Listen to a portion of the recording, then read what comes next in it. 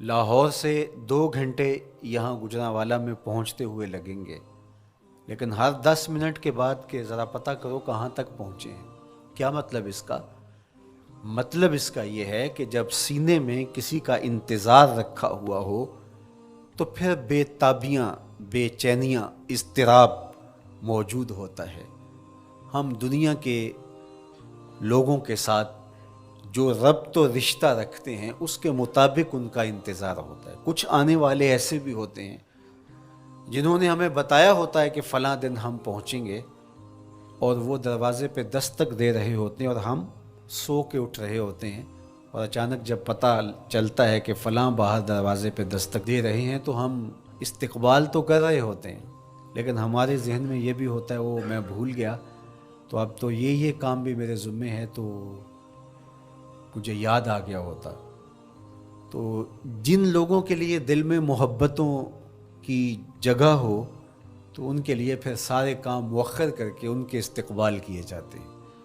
یہ مہینہ اللہ کی رحمتوں کا موسم بہار ہے، چھم چھم رحمتیں برستی ہیں، انوار اترتے ہیں، گناہگاروں کو آتش دوزخ سے نجات بخش دی جاتی ہے۔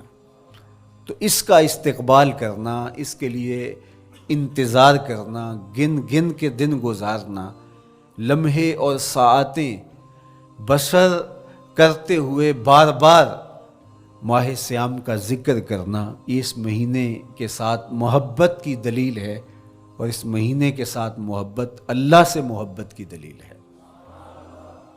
اس لیے اس مہینے کا استقبال کرنا، اس کے لیے تیاری کرنا، اپنے گھر کو صاف کرنا، اس کے لیے اپنی اولاد کے دل میں شوق پیدا کرنا اور ماحول پہلے پیدا کرنے کی کوشش کرنا، تاکہ جو ہی یہ ماہ جلوہ گر ہو تو روزہ رکھنے کا مزاج پیدا ہو چکا ہو، تلاوت کلام مجید کا مزاج پیدا ہو چکا ہو، دیگر نوافل اور اچھے اعمال بجا لانے کی عادت پڑ چکی ہو۔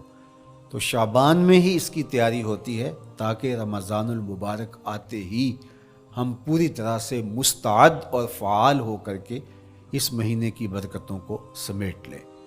اللہ کے محبوب علیہ السلام نے ارشاد فرمایا کہ جب ماہ سیام آتا ہے فتحت ابواب الجنہ، تو جنت کے 8 دروازے کھول دیے جاتے ہیں۔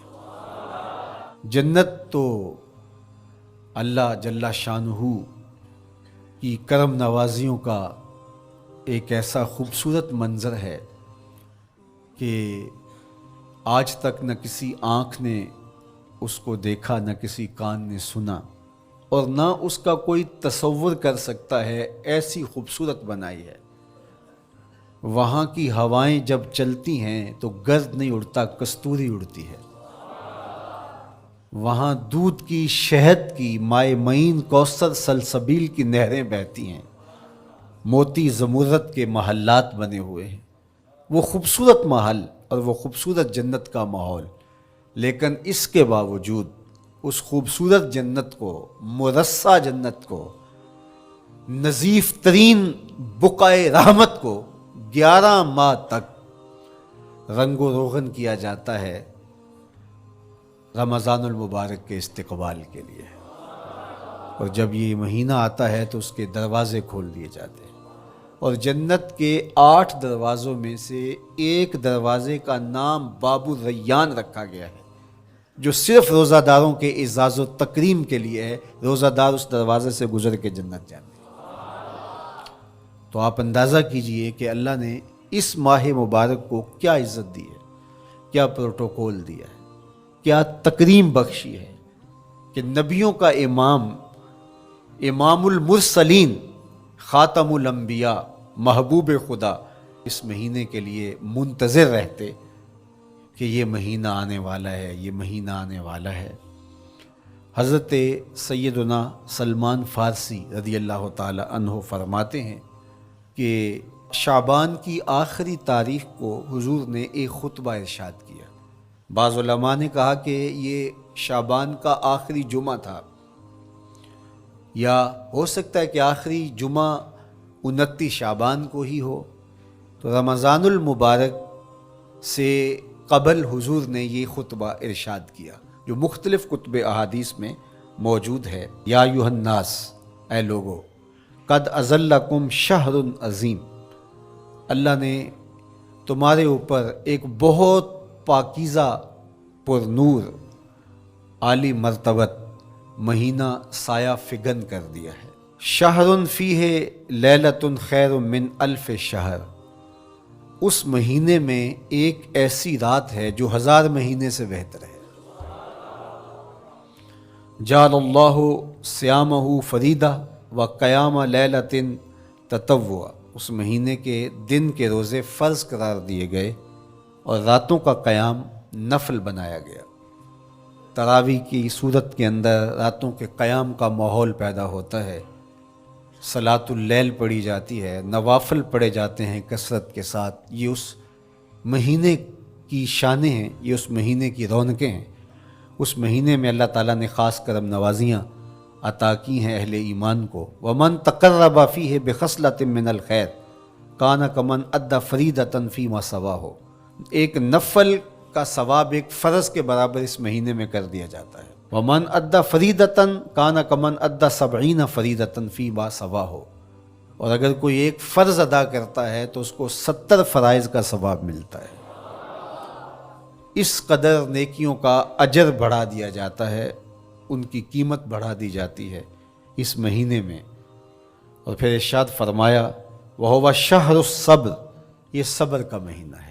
ہونے کے باوجود بھی انسان تناول نہیں کرتا، ٹھنڈا میٹھا مشروب میسر ہے اور زبان کانٹا بن گئی، حلق خشک ہو گیا، لیکن اس کے باوجود بھی ایک گھونٹ حلق سے نیچے اتارنے کا روادار نہیں ہوتا۔ وضو کرتے بھی احتیاط کرتا ہے کوئی قطرہ آب حلق سے نیچے نہ ٹپک جائے۔ تو یہ صبر سکھاتا ہے، جب ہو بھی تو انسان اس سے گریز کرے، تو جب ہوگا نہیں تو پھر انسان صبر کا عادی بن جاتا ہے، تو یہ صبر کی عادت ڈالتا ہے۔ یہ شہر الصبر ہے۔ پھر فرمایا والصبر ثوابہ الجنہ، اور سنو صبر کا ثواب جنت ہے۔ جو شخص صابر ہوتا ہے اس کا صلہ جنت کی صورت میں عطا کیا جائے گا۔ وشہر المواسات، اور یہ ہمدردی کا مہینہ ہے، باہمی پیار کا مہینہ ہے، الفتیں بانٹنے کا مہینہ ہے، نرم دلی کا مہینہ ہے، ایک دوسرے کے احساس کا مہینہ ہے۔ جب کوئی شخص بھوک اور پیاس کاٹتا ہے تو اس کو پھر محسوس ہوتا ہے، بالخصوص امراء، کہ بھوک کیا بلا ہوتی ہے، اور جو نان شبینہ کو ترستے ہیں اور جنہیں کھانا میسر نہیں آتا ان کی زندگیاں کتنی تلخ ہوتی ہیں۔ تو بھوک اور پیاس احساس پیدا کرتی ہے ان لوگوں کا کہ جو اللہ کی دی ہوئی نعمتوں سے محروم ہیں۔ تو اس لیے یہ ایک قسم کا رحم دلی کا مہینہ ہے، پیار بانٹنے کا مہینہ ہے، یہ الفتیں تقسیم کرنے کا مہینہ ہے۔ وَشَهْرٌ يُزَادُ فِيهِ رِزْقُ الْمُؤْمِنِ، اور یہ ایسا مبارک مہینہ ہے جس میں مومن کا رزق بڑھا دیا جاتا ہے۔ روزہ کھانا بچانے کے لیے، یہ اخراجات کم کرنے کے لیے نہیں ہے، بلکہ اس میں آپ کا رزق اور بڑھ جاتا ہے۔ ایسی ایسی نعمتیں کھانے کو ان لوگوں کو بھی نصیب ہو جاتی ہیں عام دنوں میں جو ان کا مقسوم نہیں ہوتی۔ دسترخوان لگتے ہیں، افطاریاں ہوتی ہیں، سحری کے لمحات ہوتے ہیں، کوئی کسی کو ویسے کھانا کھلائے تو اس دسترخوان پہ کھانے کے لیے آنا اس کا اور رنگ ہوتا ہے۔ لیکن افطار کا دسترخوان جب بچھتا ہے اور لوگ جب اس کے اوپر آتے ہیں، امیر بھی آتے ہیں، غریب بھی آتے ہیں، تو اللہ کی دی ہوئی نعمتیں جو دسترخوان پہ پڑی ہوتی ہیں ان کو اٹھاتے ہیں، کام و دہن کی تسکین کا سامان کرتے ہیں، عزت نفس بھی مجروح نہیں ہوتی اور طرح طرح کی نعمتیں کھانا بھی دستیاب ہو جاتی ہیں۔ تو یہ ایک مہینہ ہے مواسات کا، اس میں رزق بڑھ جاتا ہے، غرباء تک بھی اللہ کی نعمتیں وہ پہنچتی ہیں جو عام دنوں میں ان کو میسر نہیں ہوتی، اور امراء بھی نعمتوں کا لطف لیتے ہیں، نعمتوں کا مزہ انہیں آتا ہے اس لیے کہ بھوک کاٹنے کے بعد جب ان کو نعمت میسر آتی ہے تو پھر انہیں احساس ہوتا ہے. جو شخص ہر وقت سیراب رہتا ہے تو اس کو کیا پتا کہ شدید بھوک کے بعد کھانے کا لطف کیا ہوتا ہے. سخت پیاس کے بعد میٹھا اور ٹھنڈا مشروب جب رگوں کو تر کرتے ہوئے معدے تک پہنچتا ہے تو اس کی تراوت، اس کی ٹھنڈک، اس کی لذت، اس کا کیف و سرور، اس کی عذوبت کس طرح راحت بخشتی ہے. اسی لیے میرے اور آپ کے آقا و مولا نے ایک دوسرے مقام پہ ارشاد فرمایا للصائم فرحتان فرحت عند فطرہ و فرحت عند لقاء ربہ. روزے دار کے لیے دو خوشیاں ہیں. ایک خوشی اسے تب ملتی ہے جب وہ روزہ افطار کرتا ہے، وہ لمحے مسرتوں کے ہوتے ہیں، ایک روحانی احساس ہوتا ہے. اتنا لمبا دن، اتنا سخت دن، گرمی کی شدت، مالک تیرا شکر ہے لمحہ اختتام پہنچا اور یہ اتنا لمبا دن تیرے حکم کی تعمیل کرتے ہوئے بسر ہو گیا. ایک تو روزہ کھولتے ہوئے وہ ایک سرشاری ہوتی ہے، وہ ایک لذت ہوتی ہے، روحانی تسکین ہوتی ہے. آج کل وہ افطار کے دسترخوان لگتے ہیں تو جس طرح ہمارے سارے معاملات جو ہیں وہ ملوث ہو گئے ہیں ریا سے، تصنع سے، اس طرح افطار بھی ایک فیشن کے طور پہ فروغ پا رہی ہے. تو اس میں امراء کو اور شخصیات کو بلایا جاتا ہے اور ایسے لوگ کثرت کے ساتھ ہوتے ہیں جن کا روزہ بھی نہیں ہوتا.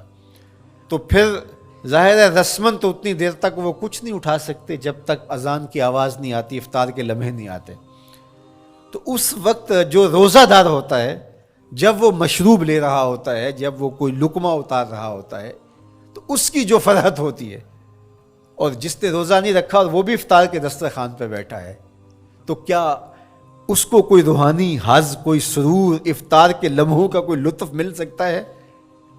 وہ بیچارہ کتنا بے چین ہوتا ہوگا کہ یہ شخص ہے کمزور ہے، سارا دن مزدوری کر کے آیا ہے اور اس کا بھی تو سارا دن گزر گیا بھوک اور پیاس سے، اور میں صحت مند ہوں اور سارا دن ٹھنڈے ماحول میں رہا ہوں اور مجھے توفیق نہیں ملی. تو وہ گھونٹ کتنے مشکل اس کے لیے ہوتے ہوں گے. اور روزہ دار کے لیے کس قدر وہ آسودہ بخش لمحے ہوتے ہیں کہ جب اس کو یہ مسرت ہو رہی ہوتی ہے کہ مالک تیرا شکر، گرم موسم، زباں کانٹا، حلق خشک، اور تو نے تکمیل تک لمحے پہنچائے اور میرا دن خیریت سے گزر گیا. تو وہ اس کے لیے ایک خوشی کا لمحہ، روحانی مسرت کی کیفیت.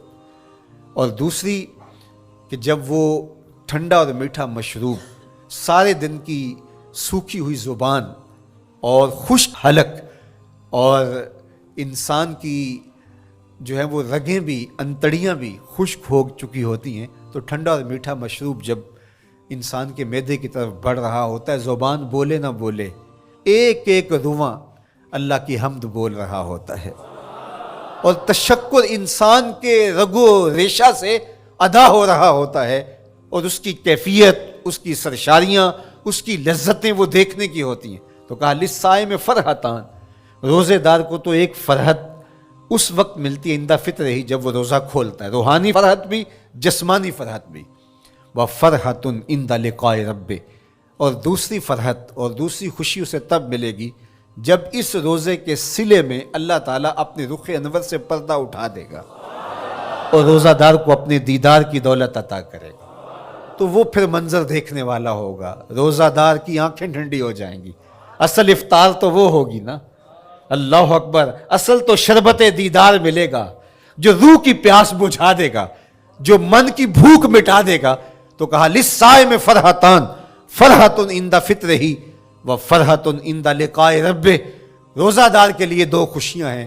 ایک خوشی وہ ہے جب اس کے جسم کی پیاس بجھتی ہے، اور ایک خوشی تب ملے گی جب روح کی بھوک مٹے گی، جب من کی پیاس بجھے گی، اور پھر وہ سرشاریوں کے عالم میں دیکھتا ہی چلا جائے گا اور وہ سیراب ہی نہیں ہو پائے گا کہ میں ان دو آنکھوں سے دیکھ رہا ہوں، کاش کہ لوں لوں دے مڈ لک لک چشمہ، ایک کھولا تے ایک کجا ہوں.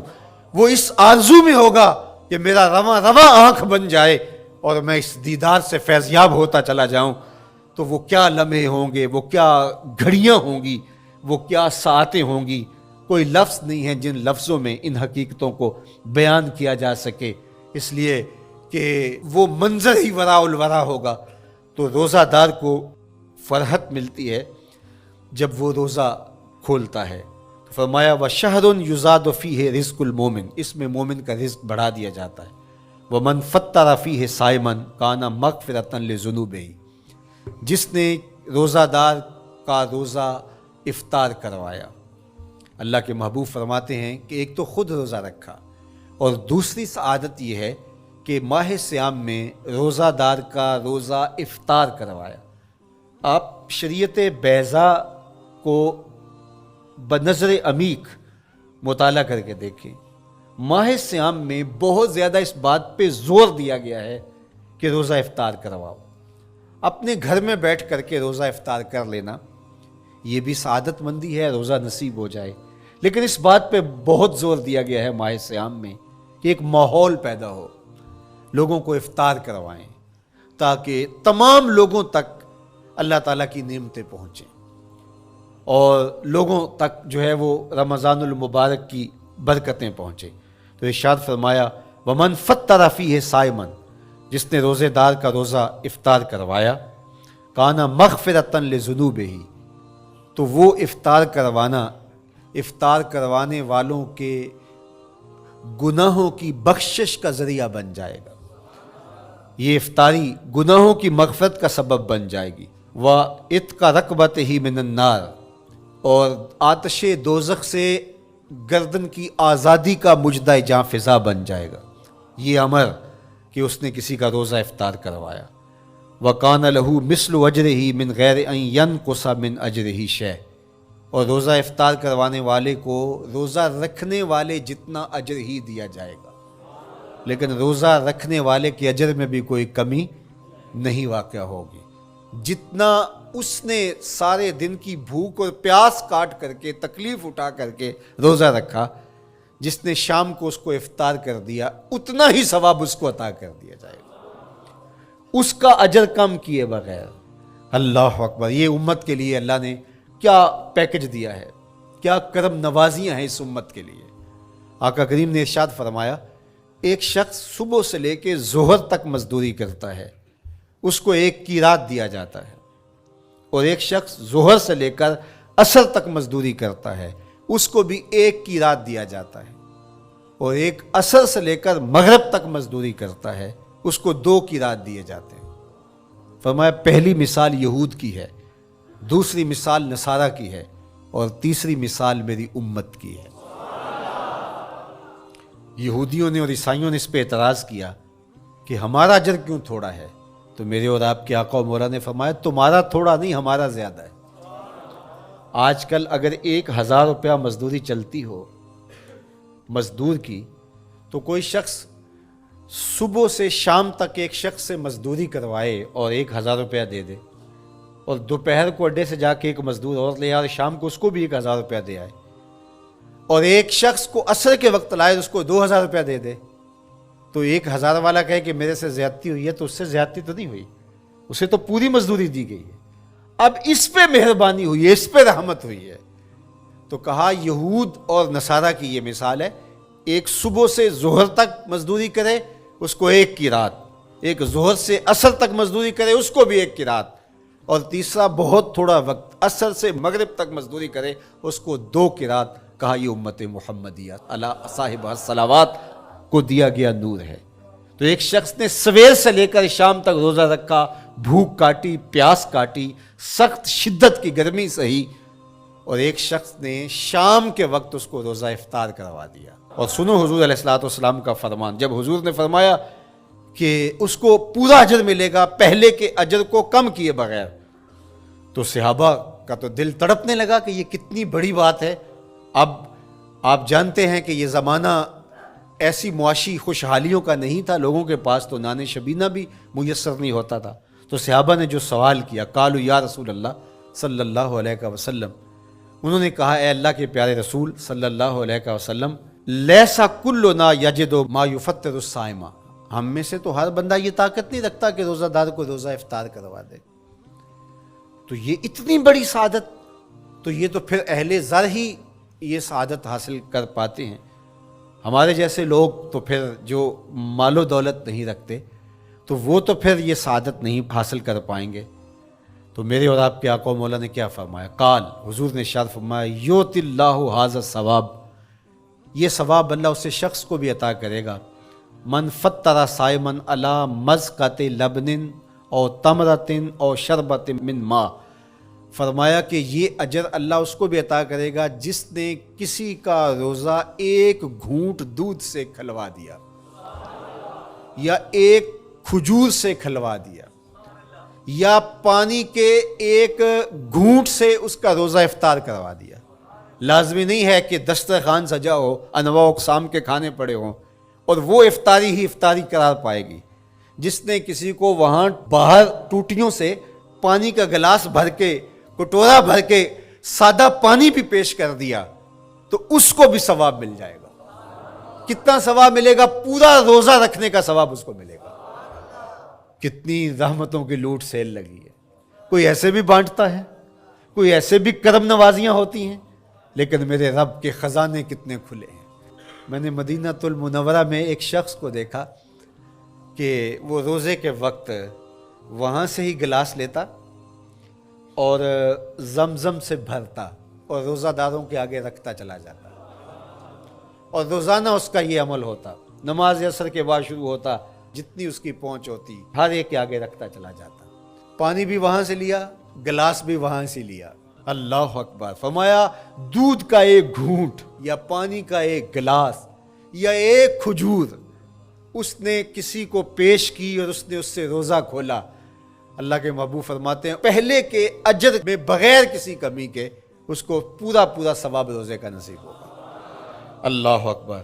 اب سنو، پھر حضور نے ارشاد فرمایا ومن اشبع صائما، اور جس نے صحیح اہتمام کے ساتھ روزے دار کو اچھا کھانا کھلایا، اچھی پرتکلف افطاری دی، سقاہ اللہ من الحوض شربتا لا یظمأ حتی یدخل الجنہ، اس کو حوض کوثر سے ایسا جام ملے گا کہ اس کو کبھی پیاس نہیں ملے گی یہاں تک کہ جنت میں چلا جائے گا۔ اللہ اکبر! اس کو کوثر کے جام نصیب ہوں۔